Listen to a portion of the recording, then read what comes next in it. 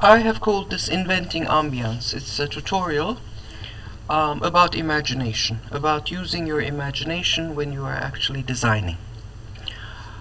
And ambience, it's the same word in Turkish, ambience, but then in Turkish we also have another word, which is very good, ortam, which we could translate into English as environment, but ortam denotes more than just environment in Turkish. And once you manage to bring ambience into your design work, then you are on the road to becoming a great designer. Now, there are good designers, and the people in this class, most of them, in fact I would say all of them, are on the road to becoming really good designers. What does that mean? It means that you are beginning to get a good understanding of typography, of hierarchy, of space, of color usage, of putting things together, bringing things together, bringing different elements together, which, for example, you did very, very well when you were putting your logotypes together. The way that you combined the icons and the typography in all of your work was actually very, very good, very satisfactory. But then, when we came to these mock-ups, I started noticing something which gave me a little bit of concern, which is why I wanted to do this tutorial actually, which is I'm not seeing a lot of imagination. And like I said, to become a great designer, which I think all of you have the potential of becoming, you need to work on that a little bit. You need to work on your imagination. Now, I'm not sure whether this lack of imagination that I'm seeing in your work when you are putting together all of these packages and items that are in these mock-ups together has to do with being a little bit frightened of using your imagination, of not feeling very secure with that, of thinking that maybe this isn't appropriate, when in fact it is actually highly, highly appropriate to do that. But one way or another, I thought that I would put together this tutorial to help you with that. And what I did is I just took one of your logotypes actually, the one that Doğa made. Let's look at it right here. It's Natura, it's her logotype. I just took that and I took one of these mock-ups, which is a chocolate box, and just created a whole bunch of alternatives with different backgrounds. I made one label initially.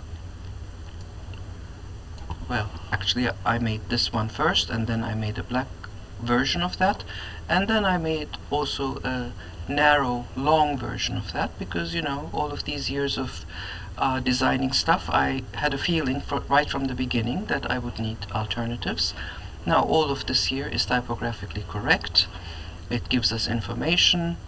It says that, you know, these are chocolate balls with ginger and cinnamon. These are the ingredients. It's 500 grams, which would be about right for a box this size, I guess. And then what I did is I just, after I had done these three labels, I just put them on these boxes, on the PSB files of these boxes, obviously, in Photoshop, and then I just kept changing the backgrounds. And the backgrounds is where ambience actually starts to happen. So, what do we mean by that? I mean, what do I mean by ambience exactly? Now, it could be a combination of a lot of different things, or it could be one of these things by itself.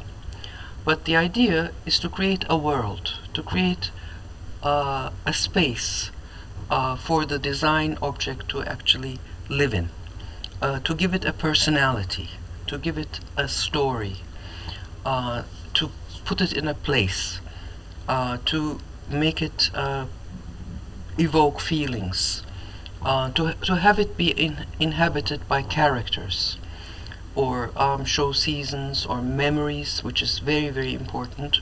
If a design object actually can show us memories, yes, they can. To be related to time, and also, very importantly, to be related to history, because there are historic styles which are still being used today, they are in usage today.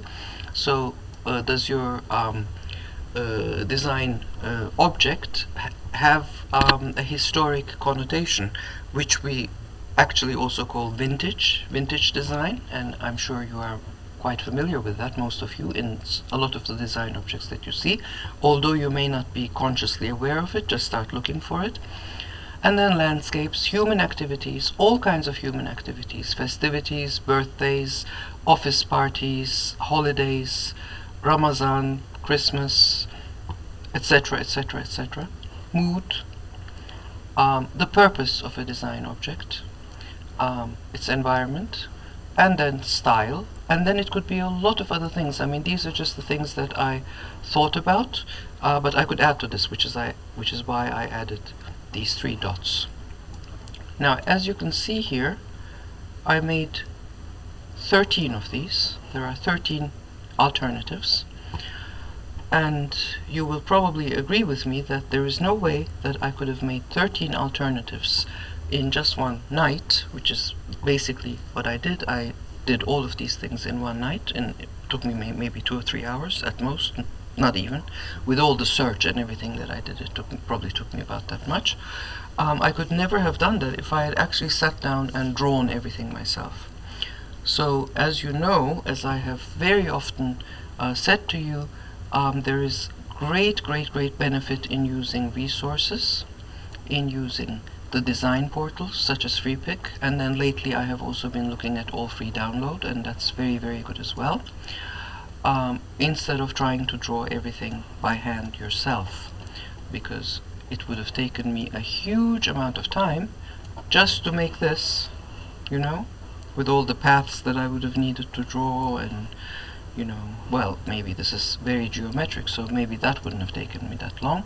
But if we look at, for example, like something, let's see. If we look at something like this here, for example, that would have taken me quite a long time to make.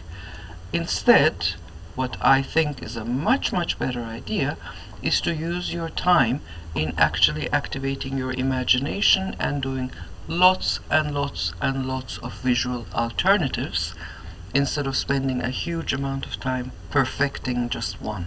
Okay? Now, in order to be able to do this, however, you need to have, I think this is one of the other things that you need to have a bigger familiarity with search terms. So what I actually did is I put together a page for you in which I have this catalog of general search terms. Now, these here are the general search terms, okay?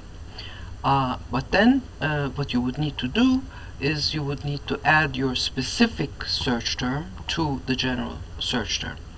So if I were to give you an example, now so the very first search term here is 3D, which is why I actually did this. So this is 3D, okay, and cat. They have to be together, because otherwise, if I just have 3D, then I will get a whole bunch of stuff, obviously, and I will get a huge result. But if I type cat, then I will also get a lot of cats, but they will be photographs, they will be vectors, they will be all sorts of things. But you could have a situation where you are actually looking for something very specific, which is a 3-dimensionally rendered cat, to create a character, for example. In which case your search would need to be specific. However, it would need 2 parts. One part would be the general component, which is things like abstract, antique. There's a historic one here, Art Deco. There's another historic one here, Art Nouveau. There's some other ones as well. Or it could be something like astrology, could be something like blueprint, which is ozalit in Turkish, for which you would get some very interesting results actually. Could be something like botanical. It could be a state, a mood, cute. It could be a particular kind of texture. It could be a particular kind of drawing style. So these are the general terms to which you would need to add your specific term. Now at the top of this page I wrote something here which I actually want to read now, because this is very important. Now, be open to the search results leading you to stuff that you weren't looking for, because very often what you weren't looking for will give you new different ideas that may end up being much better than what you originally had in mind, both individual results as well as combinations. So keep an eye out for what you weren't really in search of. In other words, let the search lead you instead of the other way around. Having a narrow focus that is closed off to everything outside of that one thing is not a very good way to do this. Be open to coincidence. So, and I'm going to show you what I mean by that right now. So, I had this idea when I started to do these, that it might be nice to also have one for the holidays, you know, for New Year. Mutlu yıllar, Happy New Year, okay? So, I went to, this is all free download now, and I wrote winter landscape. So, again, landscape is the general term here, like, I'm pretty sure I even have one right here. I think I added landscape to this, or I have nature, I have scenery. Yeah, scenery, landscape. See, this is the general term. And then I added winter to that, and that gave me a whole bunch of results. Okay? And some of them are very nice, and in fact I used them. I used this one, for example.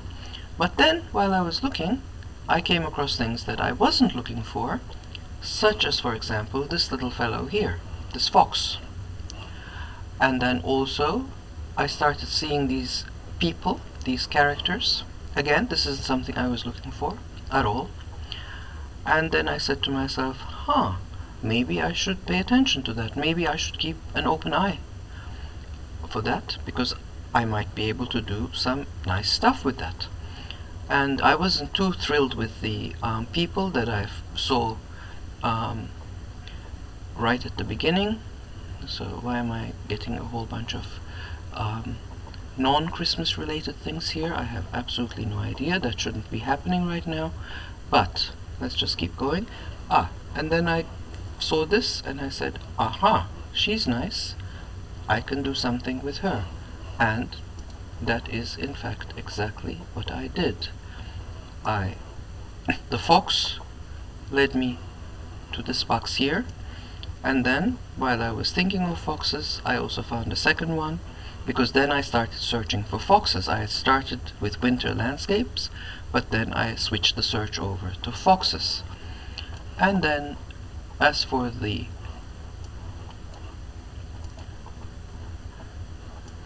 girl walking in the snow, here she is.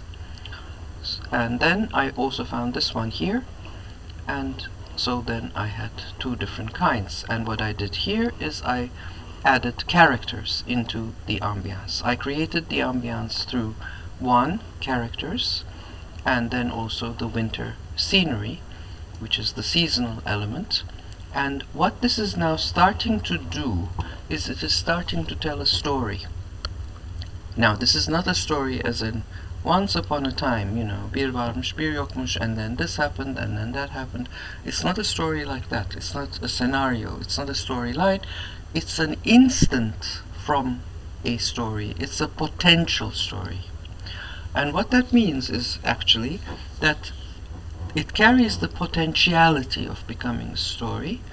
We're just seeing one moment out of a timeline, and that is something that enriches the imagination.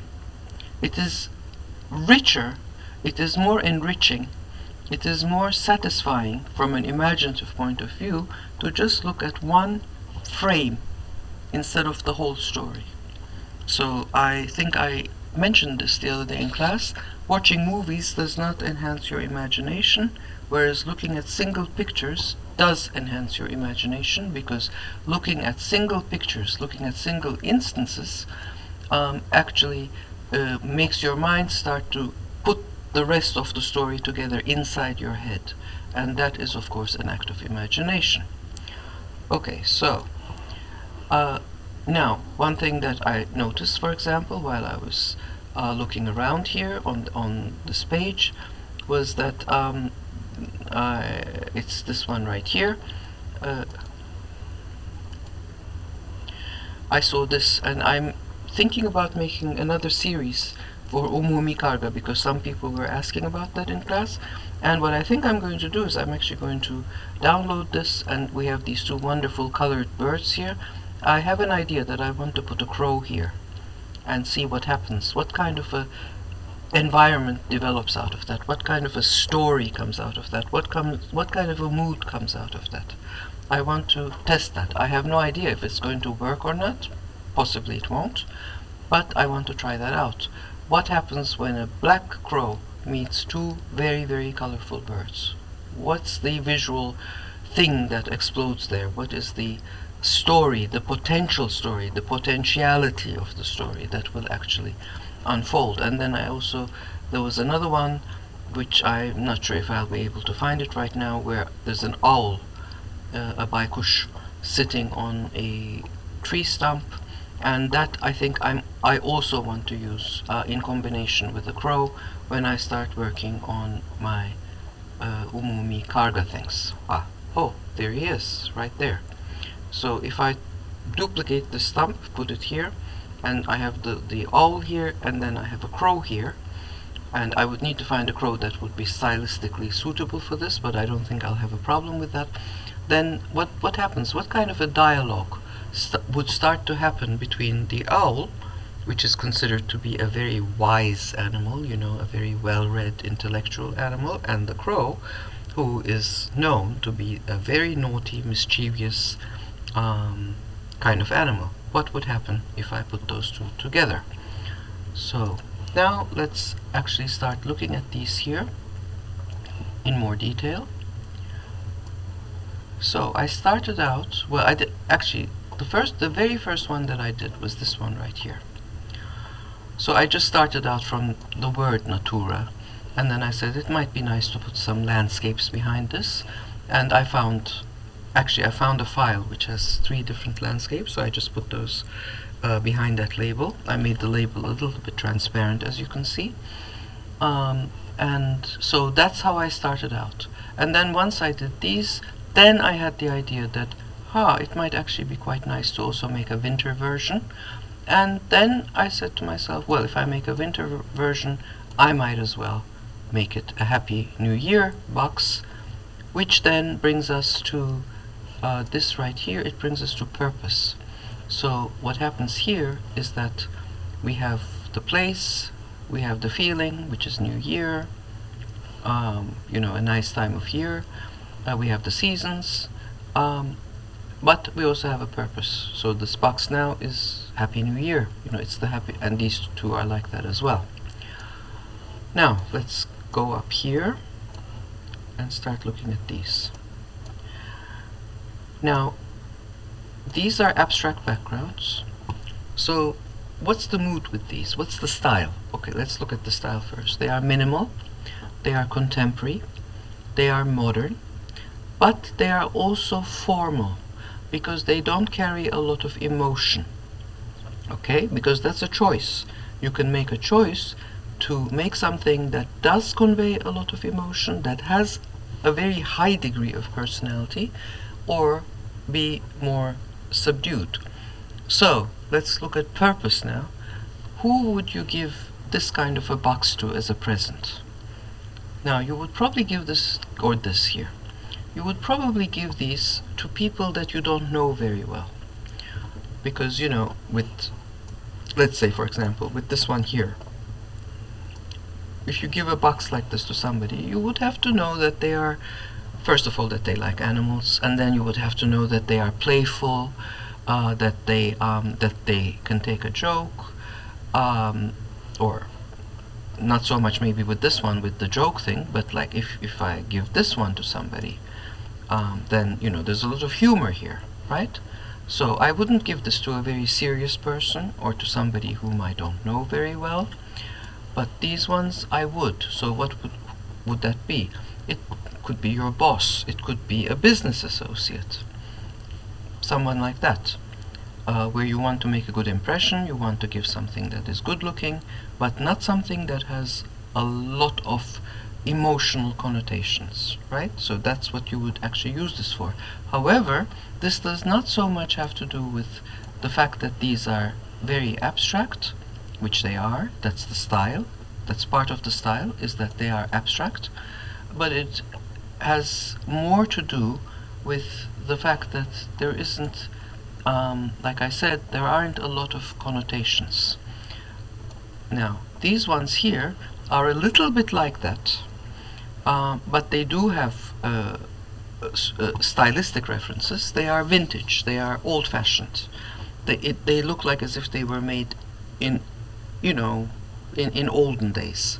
They look like the kinds of things that our grandmother has in her closet or cupboard, or, you know, something like that. They don't look 2021, you know, they don't have that stamp of made in 2021. They have a more historic feeling. That's their ambience. It's historicity, it's vintage. But they are not like this here, where you have a far more pronounced personality, because you have characters. Here you don't have characters. Here you just have a background, which is these nice floral elements. So in a sense, that over there that we were just looking at, these here are, in terms of purpose, they would be quite similar to these. Now, you would possibly give this to a younger kind of boss, somebody who is more hip and cool, and this you might give to an older boss, you know, an elderly boss. But they are the kinds of things that you would give to people that you are not really all that familiar with. And then the same would also apply to these, where you also have this background pattern, which doesn't say a lot in terms of having characters or moods or situations or stories or anything like that. It's just a nice little pattern. And they also have that vintage feel that I was talking about just a minute ago with those floral things. Again, these don't look new. They look old-fashioned. They look like as if they were made 30, 40, 50 years ago. So this one looks like as if it was made in the middle of the 20th century maybe, and this one looks like as if it was made at the beginning of the 20th century even. Now, one thing that you will be very well advised is to actually learn the history of graphic design, because you should know these periods, you should know these different styles and things like that, and as you know, I have a website for that. So if you go here, and I will leave all of these links in the description of this video, you should look at all of it really, but you should certainly look at the modernists, where you can get a good sense of Art Deco, which is still a design style that is still influencing design today, but it's a good idea for you to just know where it is coming from. And then the other one that you should be looking at is post-World War II. And then if you just scroll down, you get to like this very important designer Paul Rand, for example. I'm going to go back to these towards the end of this tutorial. But then, for example, if you go here, then you will see roughly where, for example, a pattern like this would come from, or a design like this, you know, also with the label and everything, would come from, and where something like this would come from, because this would come directly from the 19th century. So I have quite a few examples here of how that works, but then of course you can also look elsewhere on the internet, but it's a very, very, very good idea for you to learn graphic design history, because a lot of what we do is actually related to that. So it could look very contemporary, it could look like, you know, but then you would need to have the historic references, you would need to know about the historic references. Now let's just look at some other stuff. So here we already looked at this very briefly. Now here we do have the character, we have the story, we have the mood, we have a whole bunch of stuff. But then look at this one here. Now these two are related to home things, right? Okay, doing things at home. Now this here is also a home scene, but it's empty. There's a chair here, nobody's sitting on it, but it has the potential to become a story. It's a stage. It's empty right now, but it has the potential to become a story. This person who was sitting here just got up and left. They have their shawl or their towel still here. They could come back and sit down any minute, and something could happen any minute. So the character isn't visible, but the story is visible. It's a stage. It's a stage set that is ready to harbor a story. And then the same thing with this window right here. Okay, the character isn't here. It's an empty window, but the potentiality is there. The potentiality for the story, for the feeling, for the something is going to happen is right there. Although there's nobody here right now, but somebody could show up at any minute. And if you can manage to convey that, then you are well on the way to creating ambience. But then here we have the character, we have the cat, this is a balcony, and so again this gives us the feeling of home. Now the person who gets this, or let's say the person who gets these here, you want to also open up memories.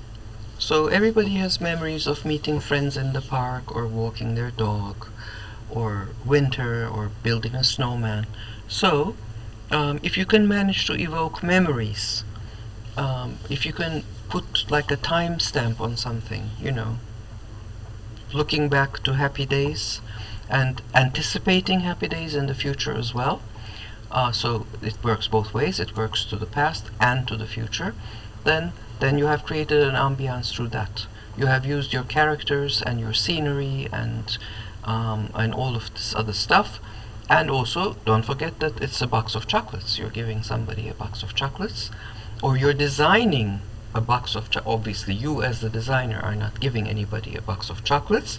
However, you are designing something that somebody may buy to give to somebody to evoke these warm feelings that are also a little bit nostalgic, and that look back and that also look into the future.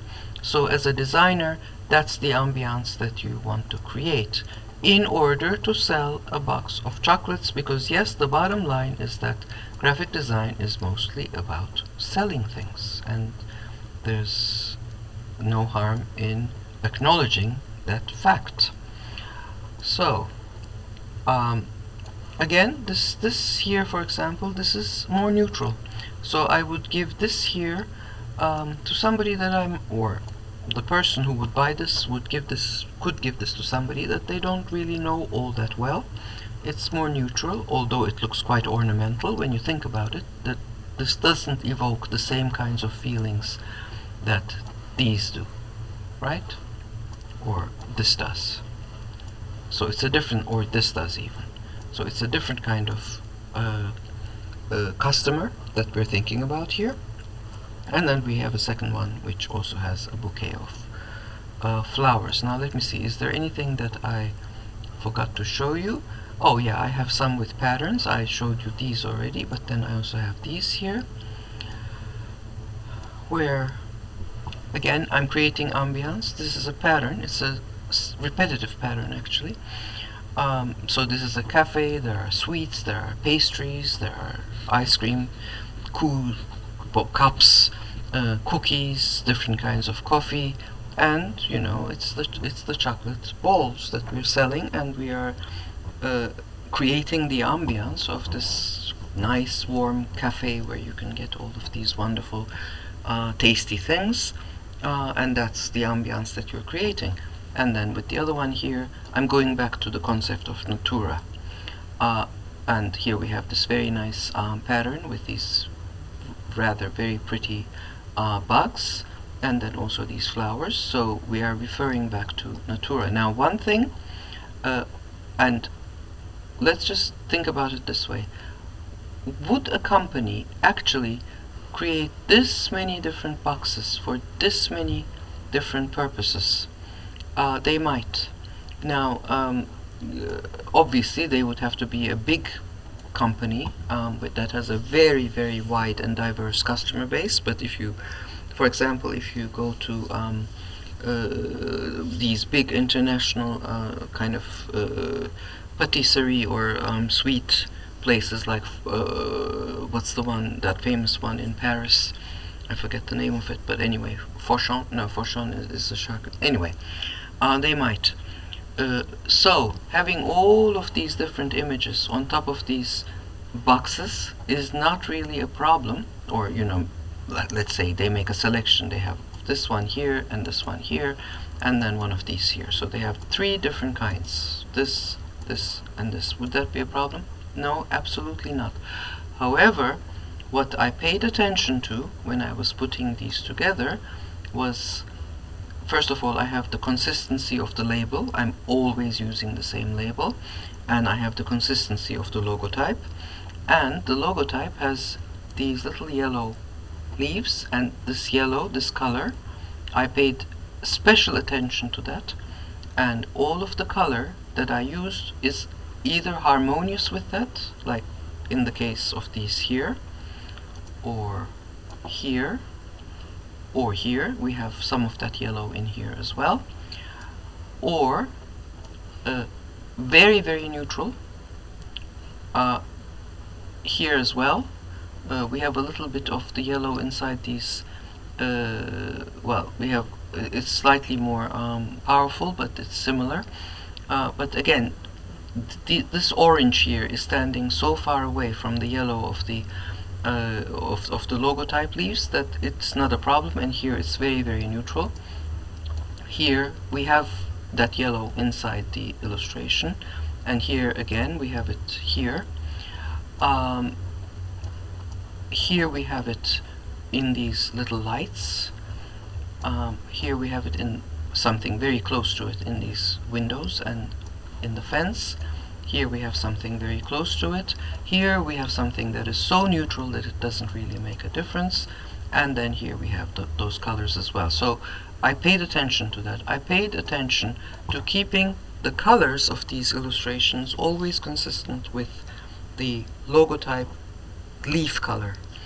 And how did I do that? Well, when I imported these vector smart objects into Photoshop, I always played with the hue saturation, and I made sure that I had that harmony. I paid very close attention to that. And as long as you pay attention to those branding principles, then you can in fact have a product, a range of chocolate boxes that look very different from each other, but still you can tell that they belong to the same company. They were made for the same purpose. So for example, you could have this, this, and this at the same time. No problem. Because you have the consistency of the logotype and the branding elements and the typography. Remember, I have said that many, many, many times. Actually, let me just go down here. We have the same typography. That this is actually what Doha is using. It's Barlow. We have 2 different kinds of Barlow. We have her logo, and we have that consistency. It's happening over and over and over again, regardless of what the image behind it actually is. Okay, so now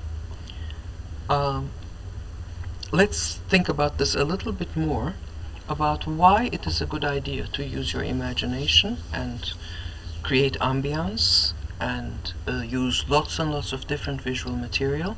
Now, what you are doing when you are getting your material from a place like, for example, All Free Download or Free Pick, is you are actually curating, and that is a creative act.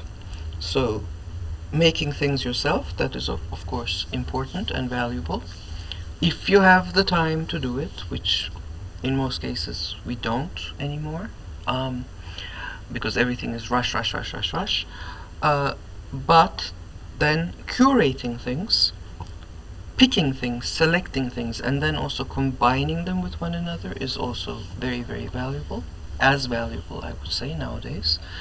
But then out of those things that we curate, that we put together, and then that we combine with the branding elements, we create ambience, and that involves imagination. Now, imagination is something that happens when we start bringing together elements that at first glance seem unrelated. Okay? So, what would chocolate balls have to do with this lazy guy having his breakfast, or this empty chair for that matter? It wouldn't really have a lot to do with it, if you think about it on the face of it. Or what would it have to do with these abstract backgrounds? Not much, you would say. However, that's where the magic of imagination, because imagination combines different things, brings different things together, and out of that creates a new feeling, a new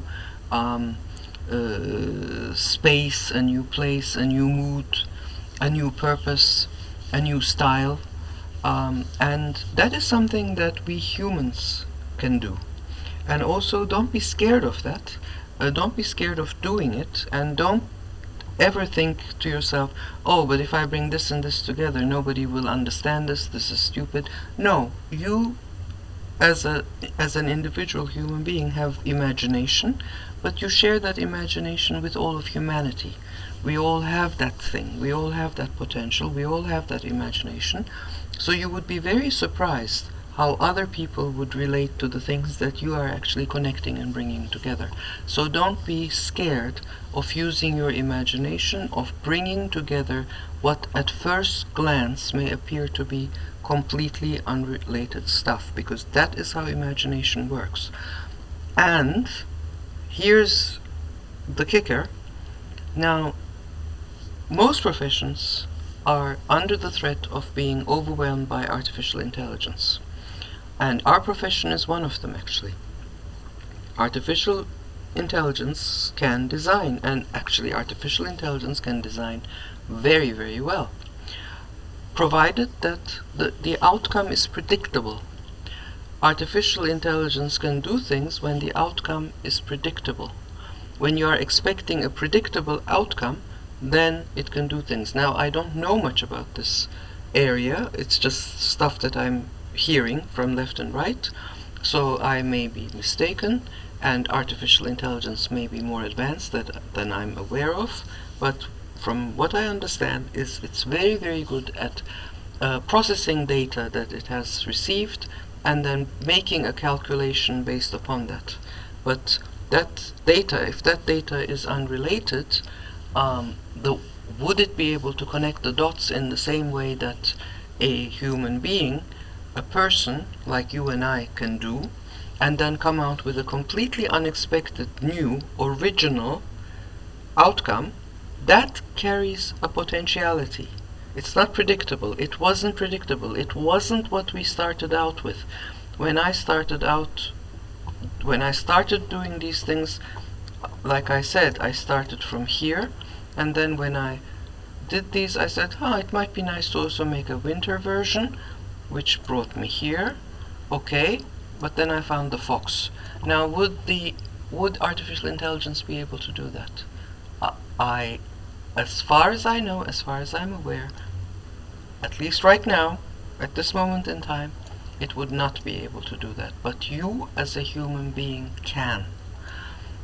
Or to find these, for example, when you're looking for winter landscapes, in an AI system, when it looks for winter landscapes and then it sees people, things like this, with characters, would it be able to make that connection? Would it be able to make that jump that might actually also work really well for chocolate balls that we're selling? Would it be able to do that? Would it be able to connect an empty chair with chocolate? My guess is no, it wouldn't be able to do that, at least not right now, obviously. These systems are constantly evolving and advancing, so I have no idea what would happen in 20 years' time, or 2 years' time for that matter. But right now, that's your edge.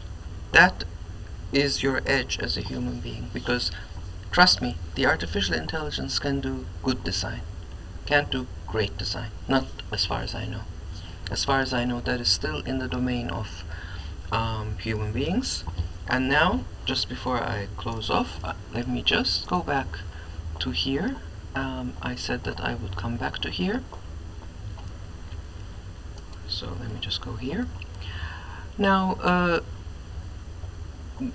Gonja, your assistant, has been having a lot of gripe with the fact that design nowadays is very uniform, it's very boring, it all looks the same, and she has a point, she's right.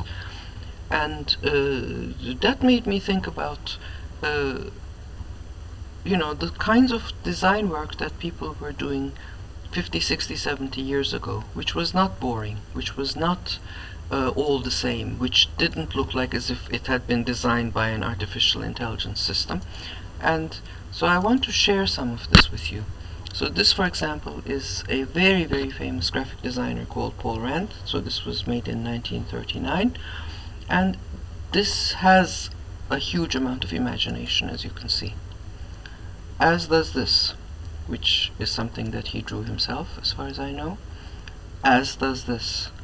Now, look at this here. Look at the connection here. We have a ballerina, just the bottom part, and then we have an exclamation mark, and then we have this background. Look at how weird the connections are between these things that he brought together. But that give it its meaning, that give it its ambience, that give it its story. There's a story here. There's a potentiality of a story here.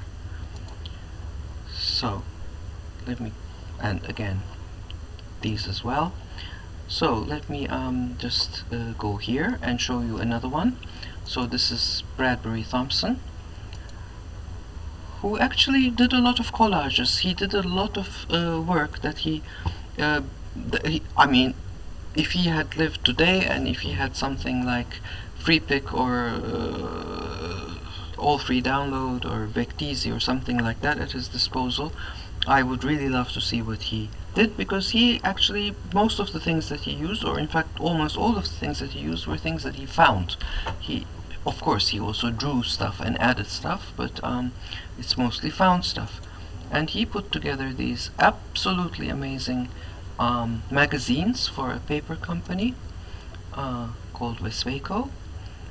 And again, look at the imagination.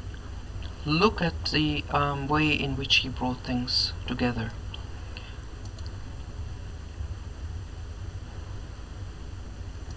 And that is what great design is, or let's look at Saul Bass. That is what great design is all about. Not good design, great design. Great design imagines things. Great design makes really, really weird connections, such as, for example, tearing little windows into the sky. Now, today we are seeing a lot of images like that, but he's the first one who did it, and he did that in sometime in the 50s, in the 1950s. Today we see a lot of images like this. Yes, he is the first one who did that in the 1950s, and that makes it hugely, hugely, hugely valuable what he did. Or look at this one right here, where Saul Bass did do a lot of his own illustrations as well. And then let me just go down here and show you one final one, Milton Glazer. Unfortunately, I don't have very big images for him. He was quite stingy putting big images on the internet.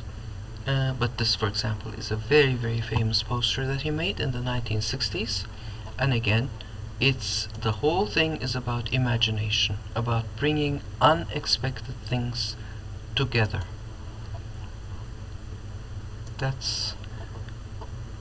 And then you can just go down and look at these Polish posters and whatever, but it's always boils down to the same thing. Do things that AI would not be able to do, people. That's the trick. That's the trick of becoming a great designer, and not just a good designer. A good designer, that job will get stolen by AI. That I can promise you. Because AI will do that better than you can, or I can. Because AI can make much more accurate calculations and create much more predictable and sound outcomes than a human brain can. But something that involves imagination, that involves connecting unrelated dots, that AI I don't think will be able to do. I don't think it can do it now, and I don't think it will be able to do it for a very, very long time to come yet. Okay, so this has been a very long tutorial, and I hope you got something out of it, and I will see you later.